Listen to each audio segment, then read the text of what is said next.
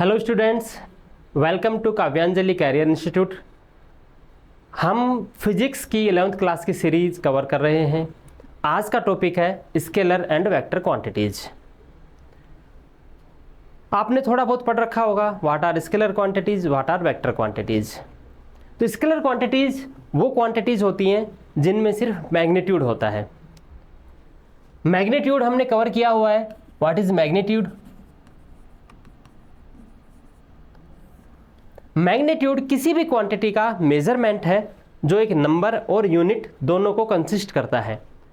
तो let us से कि एक मास एक फिजिकल क्वांटिटी है और किसी ऑब्जेक्ट का मास यदि अपन मेजर करें, लेट अस एक गेहूं का बैग है तो उसका मास 45 kg है। तो इसमें 45 एक नंबर है और kg यूनिट है। इन दोनों को कंबाइन किया जाए तो this is called magnitude of the mass. तो स्केलर क्वांटिटीज वो क्वांटिटीज होती हैं जिनमें सिर्फ मैग्नीट्यूड होता है। जैसे हमने मास लिया, दूसरी होती है टाइम, थर्ड होती है डिस्टेंस, और भी होती हैं जैसे प्रेशर, वर्क।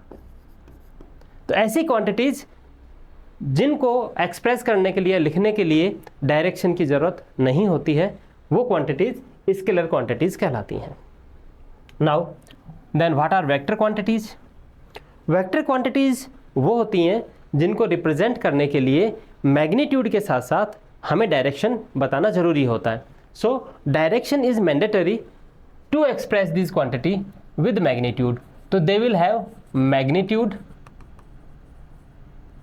and direction.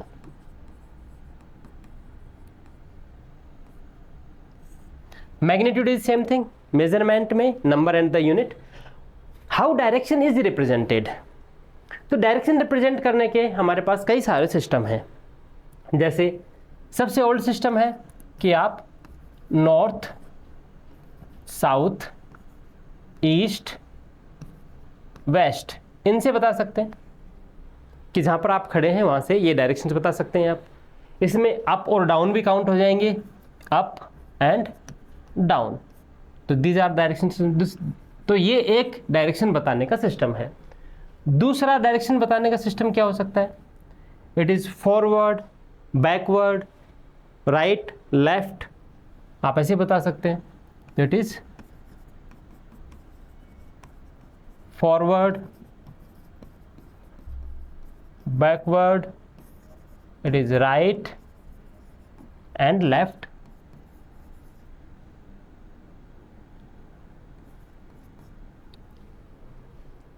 और सिस्टम क्या हो सकते हैं? थर्ड सिस्टम हमारे पास में है एंड अप एंड डाउन। इसमें अप और डाउन। थर्ड सिस्टम में एक्स, वाई, जेड एक्सिस होते हैं। तो X, Y and Z axis. कोई रैंडम डायरेक्शन बतानी है तो वी हैव एरो सिस्टम। तो arrow system is used while providing signs on the board. जैसे किसी चौराहे पे या रोड पे आप मिलते हैं तो वहाँ पे एरोज लगे रहते हैं। एरो कई तरह के हो सकते हैं, स्ट्रेट भी हो सकते हैं, मुड़े भी हो सकते हैं। जैसे कुछ ऐसे एरो हो सकते हैं, आप ऐसे एरो भी बना सकते हो, इस तरह के। तो in many ways we can represent direction. यहाँ पे जितने भी तरीके हैं ये सारे ग्राफिकल तरीके हैं। डायरेक्शन बताने का एक और तरीका है, वो है मैथमेटिकल।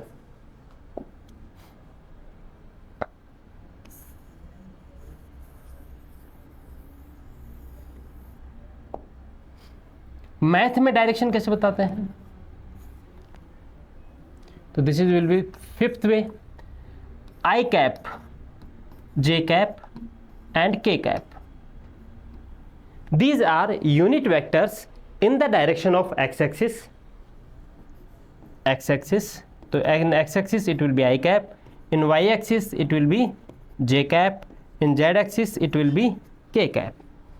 तो if I represent a quantity, तो इसमें फिजिकल क्वांटिटीज कौन कौन सी होंगी? इसमें फिजिकल क्वांटिटी के एग्जांपल्स हम यदि लिखना चाहें तो फिजिकल क्वांटिटी के एग्जांपल क्या क्या होंगे जो हमने सीखे हैं? एक तो डिस्प्लेसमेंट,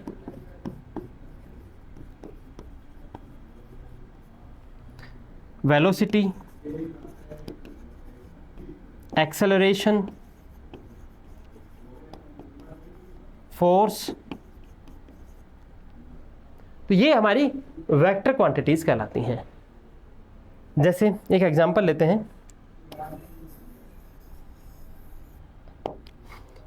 डिस्प्लेसमेंट हम रिप्रेजेंट करना चाहते हैं तो डिस्प्लेसमेंट एक वेक्टर क्वांटिटी है। तो वेक्टर क्वांटिटी का नोटेशन है कि उस क्वांटिटी के सिंबल के ऊपर आप छोटा सा एरो का सिंबल बना दीजिए।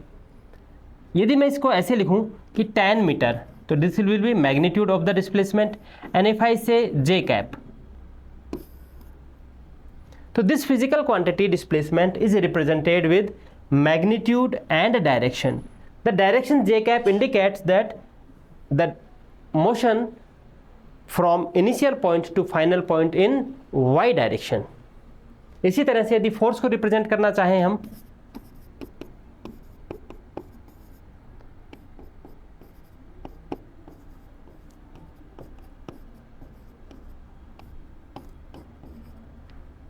तो this is representation of force.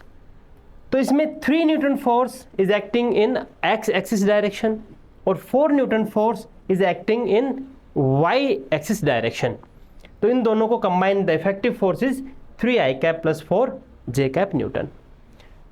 तो वेक्टर क्वांटिटीज विद डायरेक्शन लिखी जाती हैं, उसमें मैग्नीट्यूड भी शामिल होगा और डायरेक्शन भी शामिल होगी। होप आपको स्केलर एंड वेक्टर क्वांटिटीज का डिफरेंस समझ में आया होगा। वेक्टर क्वांटिटीज में डायरेक्शन कैसे चूज की जाती है वो समझ में आया होगा। हम वेक्टर क्वांटिटीज को अलग से और एक्सप्लेन करेंगे नए टॉपिक में। Thank you students.